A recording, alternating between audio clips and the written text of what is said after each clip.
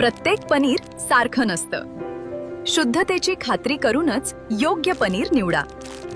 गोकुळ मलाई पनीर हे शुद्ध दुधापासून तयार केलेले आहे, त्यामुळे त्यात नैसर्गिक दुधातील फॅट, प्रथिने आणि कॅल्शियम भरपूर प्रमाणात मिळते।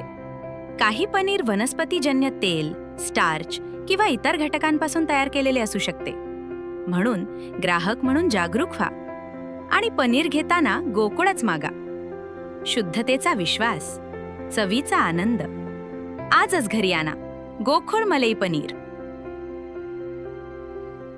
प्रत्येकाला देशाभिमान असतो। पंतप्रधान नरेंद्र मोदी यांनी हर घर तिरंगा अभियान देशाला दिलं असून महाशक्ती म्हणून जगात आपला उदय होत असताना एकत्र राहिलं पाहिजे, भारत मातेला वंदन केलं पाहिजे। सावंतवाडीची संस्कृती वेगळी असून देशप्रेम विकासासाठी पक्षभेद विसरून आम्ही एकत्र राहतो, अशी भावना माजी मंत्री आमदार दीपक केसरकर यांनी व्यक्त केली आहे। या तिरंगा यात्रेमध्ये स्वतः माजी मंत्री आमदार दीपकभाई केसरकर पण सहभागी झालेत। भाई, काय सांगाल, मोठ्या संख्येनं सावंतवाडीतली जनता या यात्रेमध्ये सहभागी झाली आहे। खरं तर प्रत्येकाला आपल्या देशाबद्दल देशाभिमान असतो आणि आदरणीय मोदी साहेबांनी हा कार्यक्रम घर घर तिरंगा हा आपल्या देशाला दिलेला आहे। आज आपला देश हा जगातील एक महाशक्ती म्हणून त्याचा उदय होतोय आणि म्हणून आपण सगळ्यांनी एकत्र राहिलं पाहिजे, भारत मातेला वंदन केलं पाहिजे आणि त्याचं प्रतीक हा तिरंगा आहे असं मी स्वतः समजतो आणि त्याच्यामुळे सर्वांनीच याच्यामध्ये सहभागी व्हावं असं सुद्धा आवाहन करतो। निश्चितपणे भाई, यात एक वेगळी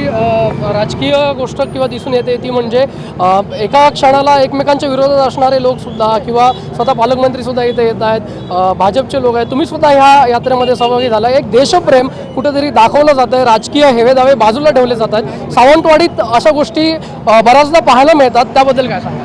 सावंतवाडीची ही संस्कृती आहे आणि पालकमंत्र्यांनी सुद्धा स्वतः निरोप दिला होता सहभागी व्हा म्हणून, ते स्वतः सहभागी होत आहेत। एकंदरीत ज्याला देशप्रेमाची गोष्ट येते तेव्हा सर्वांनी एकत्र राहिलं पाहिजे आणि ही सावंतवाडीची संस्कृती आहे। ज्या वेळेला विकास कामं होतात, ज्यावेळेला देशाचे कार्यक्रम असतात, त्यावेळेला सर्व लोक पक्षभेद विसरून एकत्र राहत असतात।